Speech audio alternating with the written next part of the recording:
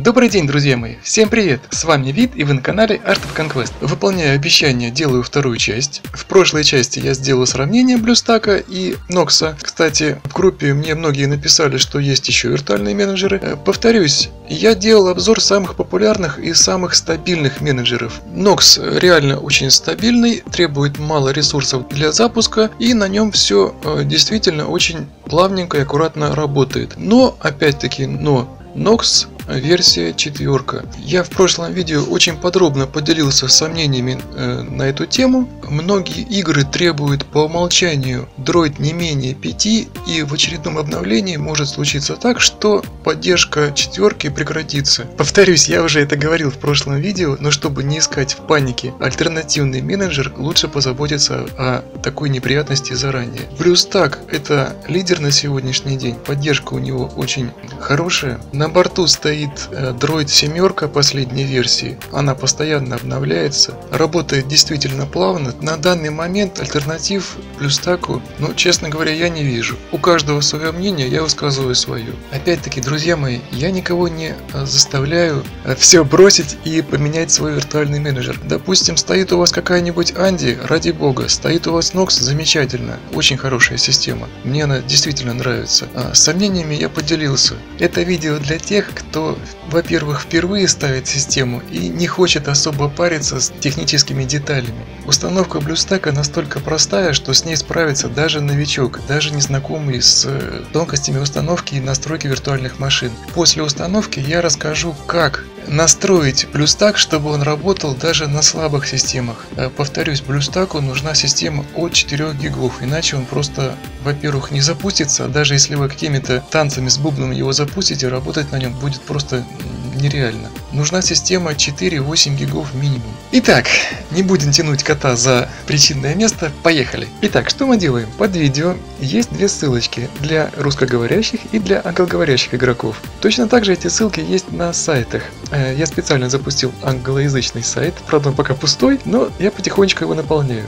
Посматривайте туда, там будет много интересного. Ссылочка также присутствует. И для моих русскоговорящих друзей, либо ссылка под видео, либо заходим на сайт artofconquest.ru. И точно так же присутствует ссылка на скачивание. Нажимаем, и у нас появляется окно загрузки BlueStack. В принципе, можно сразу выбрать язык, если перепутали ссылку. Языков много. Скачать. Пошла загрузка. Сейчас я прокручу видео, чтобы не тратить время. Итак, инсталлятор скачался, запускаем. В принципе, все стандартно. Абсолютно стандартное окно. Единственное, что можете изменить путь установки. Я всегда ставлю свои пути, но вы можете не менять. Тут у меня кошка решила сафари устроить. Если слышите на фоне звуки, это моя кошка прыгает.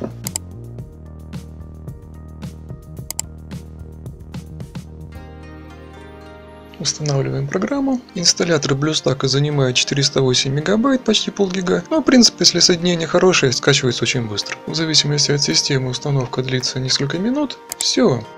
И запускается окно BlueStack. При первой загрузке, естественно, запуск происходит чуть дольше обычного. Если система настроена правильно, в зависимости от конфигурации, занимает от десятка секунд до полуминуты. Итак, нам предлагают выбрать некоторые настройки. Опять-таки можно выбрать язык. И нас просят ввести регистрационные данные великого и ужасного Google. Вводим.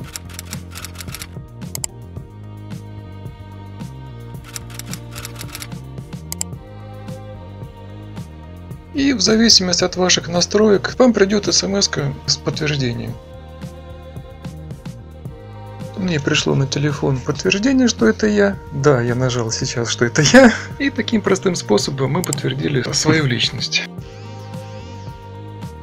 Мне на телефон опять пришло сообщение, что вы вошли в незнакомое устройство. Все. Собственно говоря, на этом первоначальные настройки закончены. Сейчас установщик скачает игру, сразу же открылась ссылочка. В принципе, мы могли зайти в Play Market и скачать оттуда, но так гораздо удобнее. Установить. Опять переспросит, игра действительно большая. Кстати, будьте готовы к тому, что на компе все происходит гораздо быстрее, чем на мобильнике. Даже не в несколько раз, а в десятки раз. Иногда это удивляет, иногда это даже пугает. Но будьте готовы. в зависимости от скорости вашего интернет-соединения загрузка длится от нескольких десятков секунд до нескольких минут. Как правило, все происходит очень быстро.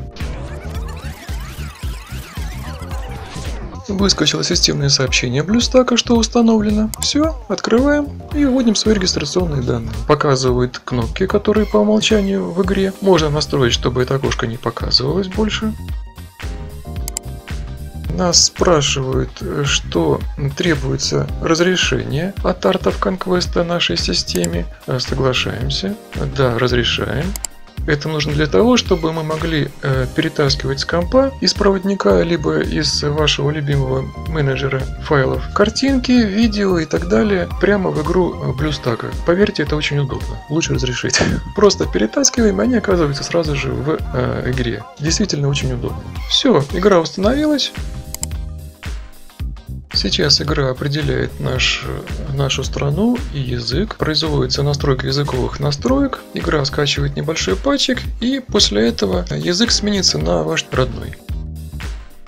Кстати, обратите внимание, Авалон почему-то на самурая похож с усами. Вроде бы в игре у него усов нету, а Мака почему-то очень маленький на фоне Балрога. Повторюсь, это первый запуск. После первого запуска загрузка производится гораздо быстрее, в разы быстрее. Так, нам еще предлагают скачать патчик, скачиваем. И, как видим, загрузка производится уже на нашем родном языке. По умолчанию первый запуск всегда производится на новом сервере с первым уровнем. Соглашаемся, сейчас мы восстановим свой аккаунт. Мы начали новую игру, не пугаемся, сразу же не теряем время, заходим в настройки, в General и выбираем «Привязать учетную запись». Нажимаем, вместо «Привязать» нажимаем «Сменить». Выбираем аккаунт, к которому у вас привязка. У меня к обоим аккаунтам. Выбираем то, что вам больше нравится. Если выбираем аккаунт Google, мы под ним уже находимся, производится автоматическая загрузка. Если бы мы выбрали аккаунт Facebook, нас бы попросили ввести регистрационные данные. Все, прогресс полностью восстановлен. Операция прошла успешно. Итак, игру мы установили, она работает, все замечательно, но при первом запуске многие пользователи могут столкнуться с неожиданными трудностями. Давайте рассмотрим их по порядку. Во-первых, игра запускается всегда с движком OpenGL. И на некоторых системах возможны вот такие вот неприятные подергивания. Через какое-то время вполне возможно пройдут сами. Дело в том, что игра прокэшируется в памяти компа и фризы исчезнут сами собой. Наиболее часто с подобными проблемами сталкиваются владельцы систем с интегрированными видеокартами. Если мы запускаем BlueStack на графической видеокарте, скажем AMD или NVIDIA, подобных проблем скорее всего не возникнет, и общая производительность будет выше. Вот взгляните, как нужно правильно запускать. Если проблема не исчезла, такой проблемой страдают в основном пользователи винды. Итак, заходим в настройки, про остальные расскажу чуть позже настройки. Заходим в движок и выбираем DirectX. Вообще DirectX специально разработан для винды. Сейчас перезагрузимся и расскажу про него чуть подробнее. Вообще DirectX выбирайте при любых проблемах. Движок очень быстрый, требует гораздо меньше ресурсов для запуска и работает быстрее. Вообще, если говорить коротко, DirectX для скорости, OpenGL для качества. DirectX разработан специально для винды, у него полная поддержка, вплоть до десятки, работает действительно пошустрее, но на OpenGL картинка действительно качественнее. Именно картинка, особенно это заметно на сражениях. Итак, запустился DirectX движок, вот посмотрите. Про количество ядер и памяти расскажу сейчас чуть позже. Как видите, работает все шустро, все достаточно быстро и абсолютно без подергиваний. Но на движке DirectX возможны некоторые особенности. Например, возможно это в моей системе, но у меня на DirectX напрочь отсутствуют мелкие значки. Причем крупные работают, мелких просто нету. Если вам значки по барабану, выбирайте однозначно DirectX, с этим движком гораздо меньше проблем и требует он меньше ресурсов. Если вам все-таки необходимы эти самые значки и если для вас важна именно картинка, как правильно настроить движок OpenGL? Выбираем OpenGL, выбираем количество ядер обязательно четное. Если выберете нечетное количество ядер, скорее всего проблемы с подергиванием у вас возникнут. И выбираем количество памяти чуть больше половины. Я долго ковырялся с этими настройками, но получилось оптимально, 4 ядра и память где-то 55%, то есть где-то вот столько. Как видите, фризов нету, все работает шустро. Обратите внимание, картинка действительно стала более сочной. Вообще, если честно, разницу вы заметите только если будете смотреть с огромного экрана или с телевизора. На обычном мониторе разница практически незаметна. Поэтому я рекомендую, если вам значки по барабану, ставьте DirectX и не парьтесь. Так, смотрим. Заходим в любой чат. И вот они, наши значки. В данном случае они маленькие, сейчас объясню почему. Это зависит от DPI. Снова заходим в настройки. И в разрешении у нас выставляется DPI. Можно поставить низкое, можно поставить высокое. Опять-таки, разницу в качестве вы увидите только на огромном экране, либо на телевизоре. На мониторе разница практически незаметна. Выливается разница только в мелких и крупных графических элементах. Если мы поставим высокое DPI 240 и перезапустим, то сторонние графические элементы станут чуть крупнее. Как раз в данном случае смайлики и являются теми самыми сторонними графическими элементами. Итак, снова перегружаем игрушку, смотрим в настройках, теперь у нас стоит 240 DPI. Как видите, картинка глобально не поменялась. На большом мониторе или на телевизоре действительно разницу вы ощутите. Картинка действительно очень красивая при таком разрешении. И давайте посмотрим на чат. Сразу видно визуально, что все текстовые области стали больше. И соответственно смайлики тоже стали больше. Появились смайлики. Ну как-то так. Это по дополнительным элементам. Теперь давайте быстренько пробежимся по остальным настройкам. Разрешение. Ну в принципе тут говорить просто нечего. Разрешение — это размер самого окна. В данном случае для большинства случаев хватает 1280 на 720. Если есть большое желание, ставьте Full HD и радуйтесь жизни. BlueStack прекрасно тянет любое разрешение. По движку мы пробежались. Бета у меня с трудом запустился, но наш Art of Conquest на нем не запустился. Что это за движок, я просто не знаю. Он еще в разработке. По количеству ядер я рассказал. Кстати, разработчики процессоров немного хитрят. Даже на сегодняшний день очень трудно найти настоящий процессор, в котором физически 8 ядер. Я говорю не про процессор игры, а вообще про наш камушек, который стоит в компе. Дело в том, что в современных процессорах, как правило, 4 физических ядра, но с помощью виртуализации они расшариваются на 8 ядер. В принципе, производители не врут. У нас действительно 8 ядер, только не физических, а логических. Количество ядер влияет на производительность самого BlueStack. Ставить количество ядер больше 4 не имеет смысла. Вы можете попробовать самостоятельно, но скажу заранее, большого прироста вы не заметите. 4 ядра — это оптимальное значение. Быстрое скрытие — это так называемая клавиша босса. Если по какой-то причине играете с рабочего компа, ставьте горячую клавишу, по которой окно будет моментально скрываться. И уведомления показывают, какие всплывающие окна будут показываться у вас в области уведомлений винды. Вот они. Здесь стандартные параметры, даже не буду на них останавливаться. И хочу обратить ваше внимание на вот эту замечательную особенность BlueStack. Бэкап. От себя скажу, просто обалденно удобная вещь. Бэкап в BlueStack — это аналог точки восстановления в винде. Делаем бэкап и если что-то у вас пошло, как говорится, не так, всегда можем восстановить из контрольной точки. Стандартное обновление, в принципе она обновляется автоматически, и версия продукта. Все. Мы рассматриваем BlueStack в контексте игры. Как я говорил, BlueStack отказался от платной подписки, но у него есть другие плюшки. Все логично, достаточно удобно, это уже за рамками нашего обзора.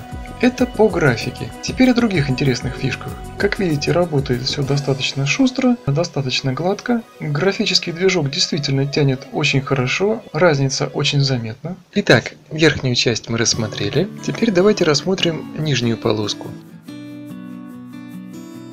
Стандартная кнопка возврата на главный экран. Между приложениями можно переключаться, как я говорил. И интересная кнопочка назначение клавиш. Для нашей игры доступна только кнопка вверх и вниз. Эти кнопки можно редактировать. Для других игр наделано огромное количество кнопок, то есть назначение различных геймпадов, управление масштабом, камера и так далее, так далее, так далее. Различные свайпы. На самом деле возможностей управлять клавиатурой очень много, как видите, огромное количество. Конечно, обалденные плюшки BlueStack, при желании можете рассмотреть их сами.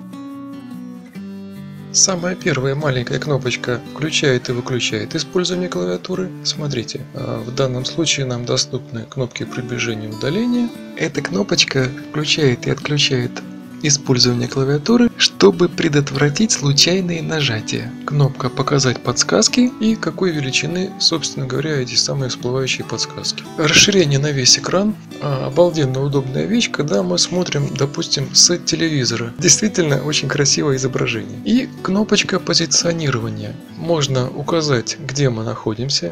Знаю, о чем вы сейчас подумали. Что типа зададим местоположение вот такое. И будем получать все причитающиеся плюшки с этой территории. Фигушки, не получится. Кнопочка встряхивания. Кстати, напишите в комментариях, кто пользуется вообще этой кнопкой и зачем она вообще нужна. Я, честно говоря, не могу понять. И специально для тех, кто досмотрел это видео до конца, эксклюзивная информация. Ее пока еще нету в сети. Вся информация по копированию картинок в BlueStack 4 внутрь и извне на самом деле дико устаревшая. Она предназначена в основном для тройки. И сайты, как обычно, копируют ее друг у друга. Смотрите. Это кнопочка скриншот. Обалденно, кстати, удобная вещь. Сохраняем. И у вас на компе появляется скриншот. Действительно очень удобно. Это как сделать скриншот. И теперь информация, как забросить картинку в игру и извне игры. Смотрите, если у вас есть какая-нибудь картинка, и вам нужно поместить ее в игрушку, просто перетаскиваем картинку в область BlueStack, и она появляется вот в этом месте. Кстати, не нужно скачивать никаких проводников. ES-проводник очень удобный, но для копирования и вставки, в принципе, он не обязателен. Но раз уж он есть, вставляемая информация находится вот здесь. Изображение Shared Folder. Или для тех, кто хочет увидеть полный путь устройства, Mount, SD-карт, камера, Shared Folded, расширенная папка. Вот. Это полный путь, куда попадают файлы. Для тех, кто не хочет вдаваться в такие подробности, есть путь гораздо проще. Как видите, я закрываю крестиком, как в обычном Windows. Это действительно удобно. Заходим на главный экран. И внизу есть некоторые кнопочки. Центр приложений — это достижения BlueStack. Кстати, игровые достижения, там действительно много интересного. Но нас интересует последняя кнопка. Нажимаем последнюю кнопку, здесь настройки, и нас интересует Media Manager. Вот они все наши изображения. Согласитесь, так гораздо проще, не правда ли? Вот они импортированные файлы, которые мы перетащили. Их можно посмотреть как в галерее, так и по отдельным вкладкам. И смотрите, мы можем как напрямую копировать откуда-нибудь из путей. Выбираем файл.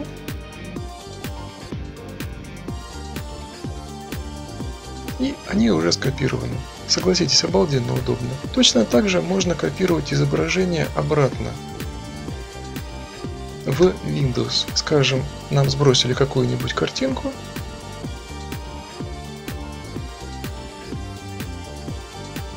Сохраняем.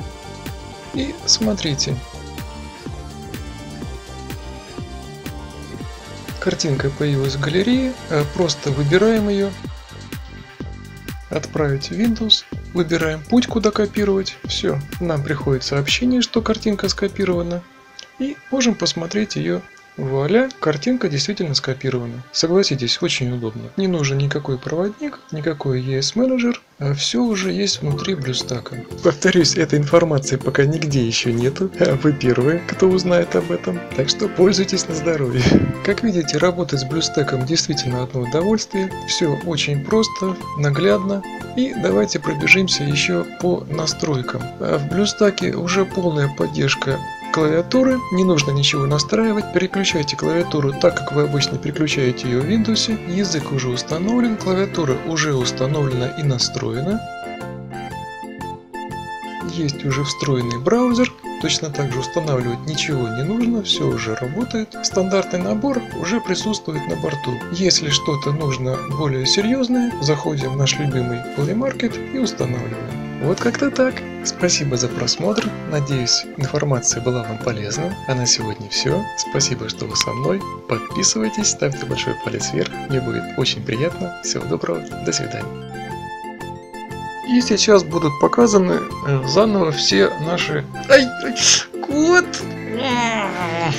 Тут у меня кот пришел целоваться и когтями меня поюзал.